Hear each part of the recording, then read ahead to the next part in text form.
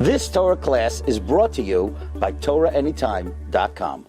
Morning. Welcome everyone to our new Binyan Chadash, first Sunday morning Shiur in Kehilas Avos Yisrael in the Binyan Chadash Mefuar with the new Shas in the background. Welcome everybody. Okay, so this morning, in lieu of the regular Shiur on Masechta Sukkah, we're going to learn a subject relevant to Parshas Shemos and also Parshas Vayechi. We encounter a very interesting phenomenon, and that is the Sefer Parshas speaks about the Avos HaKadoshim, speaks about Avraham, Yitzchak, and Yaakov, speaks about their life, speaks about their death. Sefer Shemos speaks about the Shvatim and speaks about their death. It only says one time in the whole Chumash that the Shvatim died, and that is in the beginning of Shemos. Ve'ela Shemos b'nei Yisrael ba Mitzrayma, Is Yaakov, Ishu Beisai Bo, Ruben Shimon Levi Yosef, Vayamas Yosef v'chol echav v'chol hadarahu. That is the sole pasuk that speaks about the death of the 12 Shvatim. It does not say even one time in Sefer Parshas the Shvatim died. Their death is only recorded in Sefer Shemos. Yosef's death is also recorded in Sefer Shemos. Vayamas Yosef. The only thing is, Yosef also died in the end of Parshas. The end of Parshas is Vayamas Yosef ben Mea ve'eser shanim vayachantu Isai vayisem ba'aroin b'Mitzrayim. So my father is about he always wants to know why Yosef has to die twice. He dies at the end of Parshas and he dies in the beginning of Shemos. Haloi davarhu. Why does Yosef die twice? Why is his death mentioned 2 times? There's a pasuk in Tehillim, Parak Ayin Zayin. The pasuk says, Go'alta b'zroya amecha, you redeemed with your might your nation, b'nei Yaakov v'Yosef Sela. Who is the nation of Israel? Who are Klal Yisrael? The sons of Yaakov and the sons of Yosef.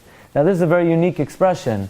The sons of Yosef. We are all certainly, everyone in this room, I mentioned the Ramah, the Shach, the Taz of Yonatan, of Yaakov Emden, v'chulu, v'chulu, v'chulu. Yeah? Chassam, Kesav, Chassan, we got them all in, but I could have mentioned Avraham, Yitzchak, and Yaakov also, right? That's for sure. Now, we all here in the room, whether we're Kohanim, Levim, so we all come from Avraham, Yitzchak, and Yaakov. But Yosef, chances are nobody in this room comes from Yosef, in all likelihood. He's one Shevet that probably none of us come from. We have a Kayin here, we have a Levi here, and probably everybody else comes from Shevet Yehuda. Maybe Binyamin. So what does the pasuk in Tehillim mean that Klal Yisrael are b'nei Yosef? How are we b'nei Yosef? We're not b'nei Yosef. Maybe we should say b'nei Yaakov, b'nei Yehuda. And since when do we ever refer to Jewish people as the b'nei anyone other than the Avos? Right? The Gemara in Bracha says, Al tikri Avos ala shloisha. You're only allowed to call 3 people Avos. Avraham was an Av, Yitzchak was Av, Yaakov was an Av. Yosef was an Av, Yosef wasn't an Av, and he certainly is not our Av.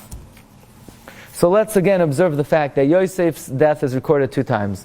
Number 1 in the end, the last pasuk in Vayechi, and number 2, the first pasuk in Shemos. So Rav Hutner has a monumental exposition on this subject, a very beautiful explanation in the Pachad Yitzchak on Pesach that let's take a look at. It's Maimer Mem Test number 4 in the sheets. Ve'elu Shemos b'nei Yisrael ba Mitzrayma, vayamas Yosef v'chol echav v'chol hadarahu, zu hi hapam hayechido she'uskar b'kasav misasim shel shvatim b'chlal. This is the only time in scriptures that it mentions the death of the Shvatim. Ve'ilu misasai shel Yosef, but the death of Yosef, huskara b'kan b'tchilas Sefer Shemos, is mentioned in the beginning of Shemos. V'nichbela v'soifai shel Sefer Parshas is also repeated at the end of Parshas. Asher hasiyum shaloi, the conclusion of Parshas is Vayamas Yosef. Certainly we need to observe and pay attention to this phenomena that Yosef's death is repeated. Yehuda, it only says that he died once. Yisachar only died once. All the other Shvatim only died once. Yosef's death is recorded twice. So continues the Rabbi Yitzchak Hutner. U'mahalach ha'inyan mizbayar, should say, behektem tvar shel maral.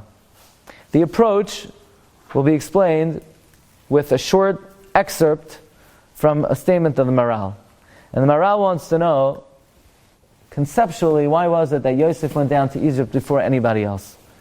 So Maral says, Yosef hiktim lavay l'Mitzrayim ibnei ma'alasai. Yosef had to advance toward Mitzrayim because of his greatness. Now what does this mean? Dvarim alalu maskikim. So we have this, sort of cryptic statement of the Maral, that Yosef had to go down to Mitzrayim first because he was so great. Now what does that mean, he was so great? He was greater than Reuven, Shimon, Levi, Yehuda? Apparently. Was he greater than Yaakov? He must have had an element that he was greater than Yaakov, but how could you say such a thing? Yaakov's on the Kisei HaKavod, Yaakov's an Av. In what way was Yosef greater than all of these people? He says, Mahus ma'alasa shel Yosef b'chlal u'ma'alasa shel Yosef b'golus Mitzrayim b'frat. The greatness of Yosef in general and his specific greatness in relation to Golus Mitzrayim, ha'keshar asher bein ma'alasa shel Yosef m'kdimas b'ayla Mitzrayim, toichen kedushas ma'alasa shel Yosef, the quality of the greatness of Yosef we've already explained, but here is the basic upshot. Hatza'asa shel inyan zeh kachu. Here is the executive summary. Afal pi she'ein koyrim avos ela l'shloisha, even though we only call 3 people avos, ve'ima shlishi sheba avos nigmara dargas ha'avos shel Knesset Yisrael, and upon the conclusion of all 3 avos, the era of fatherhood ended. Fatherhood was 3 generations, Abraham, Yitzchak, and Yaakov. After that, the era of fatherhood ceased. Mikol makom matzinu by Yosef shahaya echad min hashvatim. Sad echad. On one hand, we find Yosef was not an Av, he was the next generation. We'll call him Banim. Abraham, Yitzchak, and Yaakov were Avos, and Yosef was Banim. Asher b'tzad zeh haya by makom b'chinas dimyon l'madregos ha'avos. But there is one dimension that in a certain sense Yosef was not a Ben, he was an Av.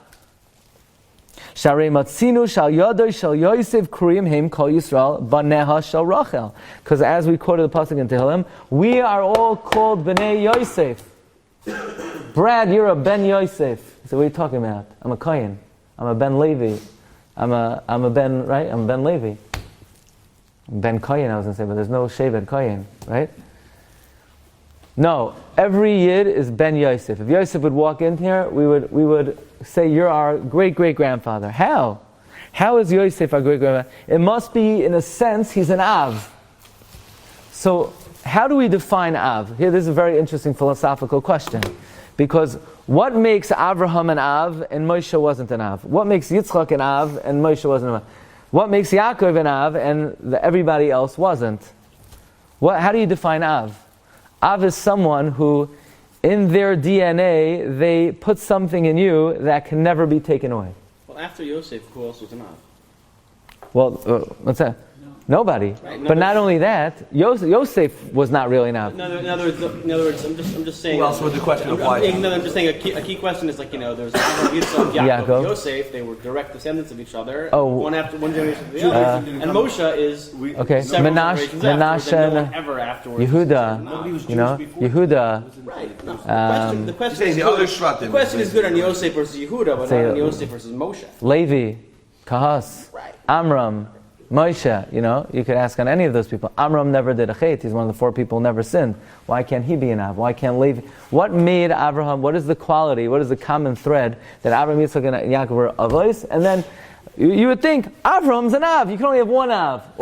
But why 3? Where do we get this thing 3? What made Abraham, Yitzchak, and Yaakov Avos? Right? Shloisha Avos. Well, they represented the 3 pillars of Elam anyway. So they found more. She's saying the definition of an Av is someone who represents the pillar of the world. I'm not saying that could be one of the things, meaning that was what created what we consider, they want to talk like the religion, so after that, everyone's following them, meaning all the Shvatim were following after Avraham, Yitzchak, and Yaakov. They created. They discovered. So you could, if that's the definition. Whatever promise that Kadosh Baruch Hu made to Avraham started with the Shvatim, meaning after the 3 of us, Avraham, Yitzchak, and Yaakov, then the Shvatim started going down to Mitzrayim. That was the stages of what Kadosh Baruch Hu said was going to happen. It's the end of the first cycle. What made Yaakov an Av? What made him an Av? What did he do? In the universe that wasn't existent. Abraham had Chesed and Yitzchak had Gvura. The Shvatim. And Yehuda was also a pretty good guy, you know. Like, it's not about being a good guy. I think it's more about like. What did he do? So, I don't know if I ever thought about it. No, but I would say Av is Masei Avos Simon Lebanon. In other words, whatever Abraham did created what happens to us, but not whatever Levi did created what happened to us. But the question is, why them three? I'm sure there's a great explanation for it, but you might also say because they were the first three. Yeah, exactly. That also could be. You only get the credit for being the original. And why three? Why not 4? Not 2? That's a better question. Because it was Ben Acha, Ben Acha, Ben, and there was 12. It was 1, 1, 1, then 12. No, they had 2.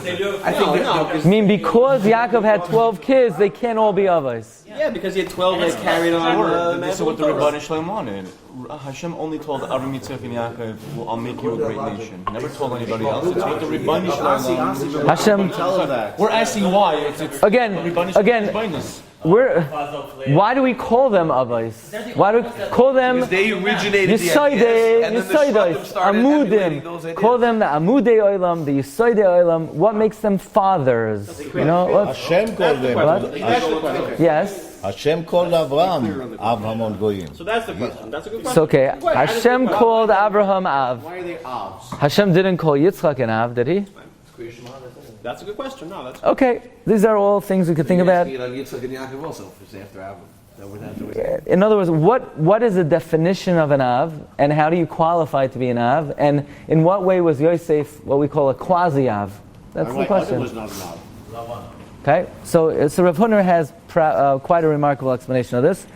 He says, so we know that Yosef did have a certain dimension of Avos, the Chol Iker Toichna Pnimi Shel Kisoines HaPasim Sha'asol Yisol Yosef B'Yichud Banoi Hu Al Yisoido Shabachinas Dimyon Hanal. Why did Yosef wear the Technicolor dream coat, as they call it, right? Why did he wear the Kisoines Pasim? He wore the Kisoines Pasim because this was a garment of fatherhood to Klal Yisrael. That's what the Kisoines Pasim represented. So in what way was Yosef an Av? Says Rav Hutner, Mahalach Hanyanim Ois Gimel Sheniklat Banu Mitoich Hadiburim Hakoidmim Yor Ben Avshenu Es Hasbarasu Shel Hagedor Azu. The pasuk says, Parak Lamed pasuk Chaf Aleph, Vayhi Kasher Yolda Rachel Es Yosef Vayomer Yaakov El Lavan Shalcheni. As soon as Rachel gave birth to Yosef, Yaakov said to Lavan, "I'm out of here." And the Chachamim say, what's the connection between the birth of Yosef and Yaakov's return? Because Yosef is Sitnoi Shel Esav. Yosef is the antithesis of Esav. Yosef is the destroyer of Esav, the adversary of Esav. We said over a few times that as soon as Yaakov found out that Yosef was alive, listen to this, he said, Vayomer Yaakov, Rav Oid Yosef B'ni Chaya, El Chavarena B'Taram Amos.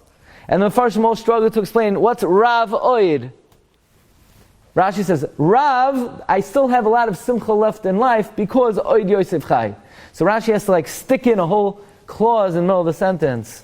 But the Chumash Hadashan says, no, Rav, who in Tanakh is called Rav?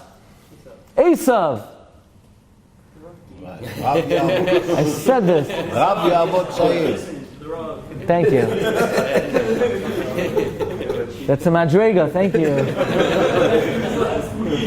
It's a shock. I wasn't hearing that, Jamis. Right? Esav is called Rav. Rav Yavot Sawyer. So Yaakov says, Rav, Esav. Oh, Yosef Chai. Yosef's still alive. Watch out, watch your back. Fine. Also the heir of Rav. You see? Rav is not such a good title. Eish b'loy lahava, einoi shoyleit l'meirachaik. See, the problem was Yaakov was a fire. But a fire without the flame cannot go far. Once Yosef was born, Yaakov had bitachon and he felt he could face Esav. Chazal are teaching us that Yosef completes Yaakov. That without Yosef, Yaakov's incomplete. The same way a flame completes a fire. This is the chidavka hashlamazu hi hamolida esinoi shel Esav. You ready? Now, says Rav Hutner, we're going to get into the inner dimensions of what is the avhos, the fatherhood, the paternity of the binyan of Klal Yisrael. The concept of 3 forefathers is not like allegory to be a father means you put something in the DNA of your descendants. Each one of the Avos programmed us in a certain way. Number one, you know what Abraham did? Abraham was Tchilas Legeirim. He was Av Hamoin Goyim. You know what Abraham created? That you could be Tony, or you could be Peter, and then tomorrow you could be Abraham. That you could be somebody who doesn't believe in God, worships idols, and you could embrace God and be obligated in Torah mitzvahs. Abraham created the possibility that a person could graft himself and come tachas kanfei Shechina. You could become a ger. But we don't yet have the concept, the phenomenon that you could be born into Klal Yisrael. If we just had Abraham, then there would be something called every individual in the world would have the free will and the opportunity to join the people, to convert on their own. But comes Yitzchak, and Yitzchak is born a Yid. Yitzchak creates a possibility, you could be born into the people. That if you're born into Klal Yisrael, you're also a Yid, even though you didn't choose it. That's what Yitzchak brought. That's the avos of Yitzchak. Abraham brought the avos of you could join the people. Yitzchak brought the avos that you could be born into the people. And what did Yaakov bring? There's still something missing. Because even though, I don't think I ever chap this, Yitzchak brought the possibility you could be born into the people. But Yitzchak had a son named Esav. And Esav became a Yisrael Mumar. And Kibi Yitzchak Garzar, Esav was cast out of the people. Esav is not considered a Jew. So had it just been for Abraham and Yitzchak, you could be born a Jew and you could lose it. Yisrael afal pi shechata lav Yisraelhu. Comes Yaakov Avinu, he has 12 boys. And Yaakov created a reality that once you're born a Jew, you're always a Jew, and there's nothing you could do to lose the status of being a Yid. So this is the avos of Klal Yisrael. In Yiddish, Rav Hutner writes, Avraham der erster Gevarener. You know Abyssal Yiddish? Abyssal. Menachem. A Gevarener. What's a Gevarener? Born in, right? No, a Gevarener is you become. Gevarener, you become. You're a newcomer, right? A greener, you become. Yitzchak der erster Geborener. You're born into it. Yaakov der erster Farfallener. You're stuck. You're stuck. So says Rav Hutner, there are three avos. Abraham made it that you could choose to be a Yid. Yitzchak said, no, we can't leave it up to people's free choice. Imagine if, we'd be like the Amish, that at 13 years old, at the bar mitzvah, before the father says Baruch Shabbat, we say to the kid, you want to stay with us, or you want to try out something else? No, Yitzchak said, you're born into it. But what if somebody abandons? Yaakov created a reality that there's no abandoning Judaism. You're always a Jew. Where do we see that from them? That's what they were. In other words, Abraham became a Jew, so he created that possibility. There was no Shevet that went off the direct Palestine, so you don't know that. No, Yitzchak made it that we know that Yitzchak was considered a descendant of Abraham. Right. So we learn from there that if you're born into it, you're part of the family. Right, and Yaakov made it. Yaakov sort of locked up all his children. Where do you see that? It sounds like Rav Hutner understands that the fact that all of Yaakov's children stayed with the program makes it that all of Klal Yisrael are always considered with the program. But Yosef and Yehuda seemingly went against the program, but were always accepted back into the... I don't know. They didn't abandon the religion. I'm saying, according like how Rashi understands that he left his brothers, he was almost put in exile. He was clearly put in exile, and then they were always welcome back. I'm not saying they all died tzaddikim. I'm just saying you do see that. It sounds like the fact that Yaakov was the first person who all his children were wholesome. So that made it that, in other words, Rav Hutner is saying philosophically, the fact that Yaakov's family was mitasei shlema made it, Esav went off. Esav lost his status. So the fact that Yaakov ensured that all of his children stay on the straight and narrow, that created a reality that a Jew is always a Jew. But in the argument with Yosef and his brother, he claimed that they are Bnei Noach still. Yeah. They have the Kliyaka bring it. Ben Kua, if they're allowed to. Nobody was Jewish before the Torah was given, though. So That's debatable. The Ramban learns, in the end of Parshas Shlach brings the Machlokes Rishonim, and the opinion of the Ramban was Abraham already was the first Jew. That they were not Bnei Noach anymore. It's a big Machlokes Rishonim, and there's an entire sefer written on this called the Parshas Drachim. Okay, Marv Rabbi says, so here we have it. We have Abraham became a Jew. Yitzchak was born a Jew. Yaakov made it that a Jew is always a Jew. So then what's missing? How could anyone else be an Av? There's nothing more to contribute to the spinal column of Klal Yisrael. No, there's still a problem. Because if you're born a Jew, you're a Jew, and you can never abdicate it, there's still a way to destroy the Jewish people. How's that? Intermarriage. You can marry a Goya. Mumar. Now, Mumar is always a Jew. But if you marry a Goya, your children will not be Jewish.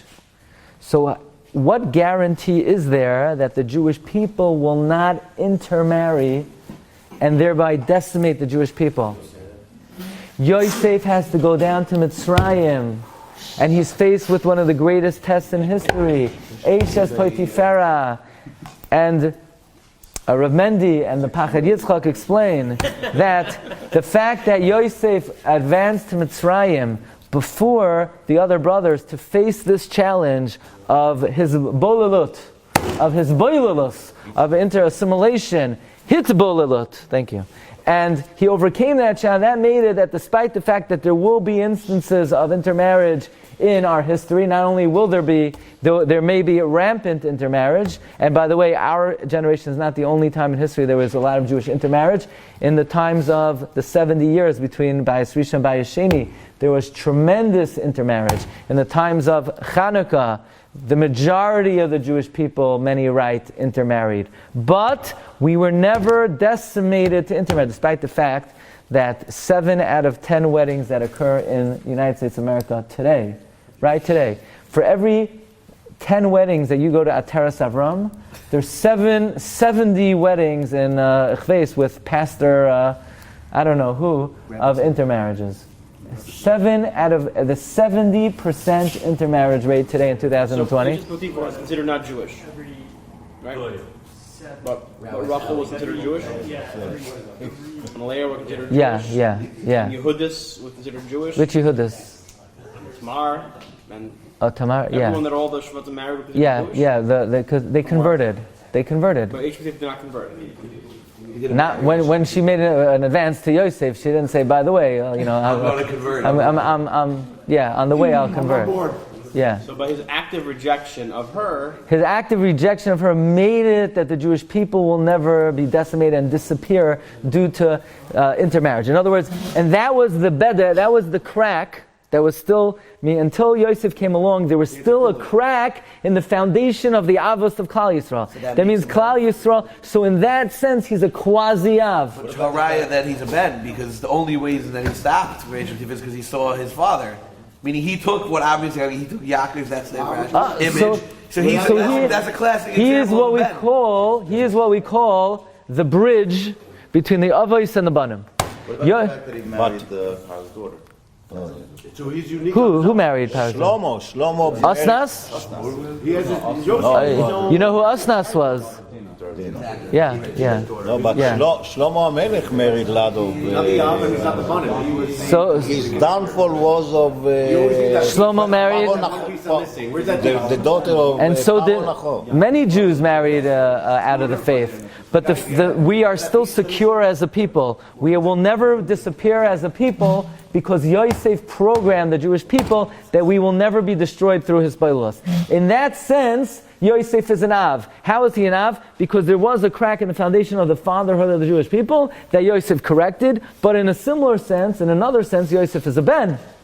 because he's not a full Av like Yaakov Avinu. Therefore, says Rav Hutner, his death is recorded at the end of Bereshis and is also recorded in the beginning of Shemos, because Yosef is both an Av and Yosef is a Ben. He's the bridge between the Avos HaKadoshim and the Banim. That's why Yosef is the only individual who is mentioned, his death is mentioned twice. That's why Yosef has to die twice. His Madrega of Avos passes on, his Madrega of Ben passes on. Take a look at number Daled. Ella, there is still a fracture in this bulwark of Klal Yisrael.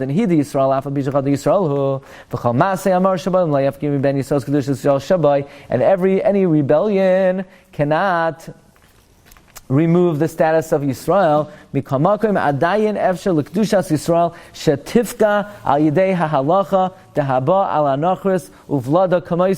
What if a Jew intermarries?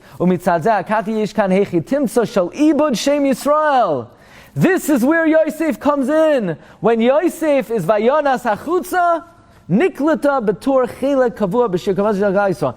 In the DNA of Klal Yisrael is such that there's a shmira that we will always exist and we will never disappear. Because you would think if 70% of the Jewish people is intermarrying, it's only a matter of time that it'll be 100%, but we're not worried about that. We don't have to fear that. We'll always be around. Who created that? Who gave the Jewish people the eternal status that we will not disappear with the intermarriage? Yosef HaTzadik. Now we know why Yosef is what element of Yaakov? The flame. Why is he compared to the flame? A fire burns in its place. The flame goes out far distances. Because the place is the essence of something. The distance is the descendants of that. Yaakov is the fire, he's the father. Yosef is the flame because he's able to go out and sort of continue on the ways of the father. Let's go to the end of the piece. Now we're ready to go back to the beginning. The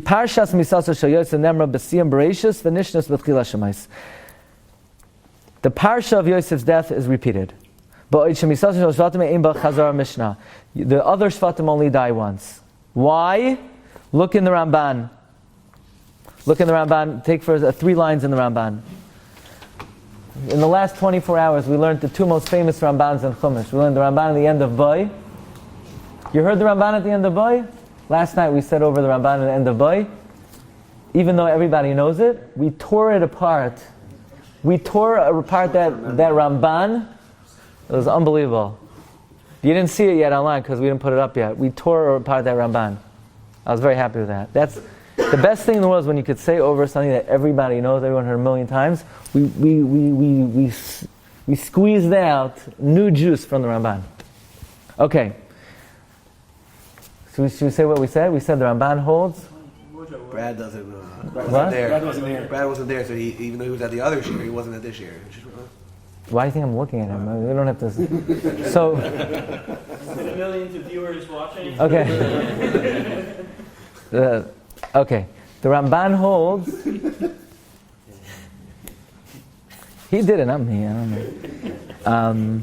Look in the Ramban. The Ramban says, we'll say they'll have to look at it online. Hishlam HaKasav Sefer Bereshis. Shehu Sefer HaYitzira B'Chidush HaOlam V'Yitziras Kol Noitzar. The Ramban learns that what is the book of Bereshis? The book of Genesis is called the book of creation. Why is Bereshis called the book of creation? Only Parshas Bereshis talks about the creation of the world. So Ramban says, because the whole Sefer talks about the Avos, and the Avos created the history of the Jewish people. So the whole book is the book of creation. But the Ramban is dubbing Bereshis the book of the Avos. What is Shemos? Shemos is the book of the Banim. So therefore, the death of Avraham, Yitzchak, and Yaakov is recorded in Sefer Bereshis. The death of the Shvatim is recorded in Sefer Shemos, and the death of Yosef is repeated twice. It's written at the end of Bereshis because he's an Av. It's at the beginning of Shemos because he's also a Ben. On the one hand, Yosef is one of the Shvatim. Reuven, Shimon, Levi, Yehuda, Yosef, and Binyamin. On the other hand, we are all Bnei Yaakov and Yosef Sela. The fact that we're still around is because Yosef locked up the Jewish people that will always be around. We will never disappear to intermarriage. So let's just read this up. Uvitziruf lahadvarim hanal mischaberes mitoch zeh Parshas misasai shal Yosef shechazra v'nishnis ba'oid shaloi matzinu dugma zeh b'misasim shal shashvat v'hani mishum. The madreg of Yosef is he's close to an av, and his reality is illustrated in two facets. He's a ben, he's an av. The other shvatim are only banim. Therefore, his misa is mentioned in two places: Bereshis and Shemos. It also fits why Ephraim and Menashe also became shvatim. Comes out very good. Rabbi is saying, why would it be that only the children of Yosef should divide into two shvatim? Why not? Why not the children of others? So Rabbi and the Archaim HaKadosh also says this, I think. So look at number 6. Perush. The fourth line. Why would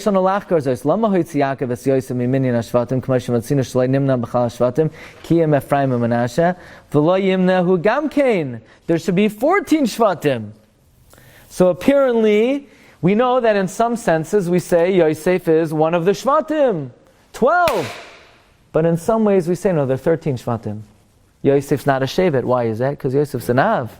And Ephraim and Menashe are the banim from the line of Yosef. Look at the Rabbi. Look at the Archaim HaKadosh concludes. Omeata hare Yosef b'madregas av ki Yaakov ve'ein ha'av nimne im habanim b'geder echad k'may she'ein Yaakov nimne im hashvatim. Okay, Rabbi Sai, this is a good intro to Shemos. Wishing everyone a great day.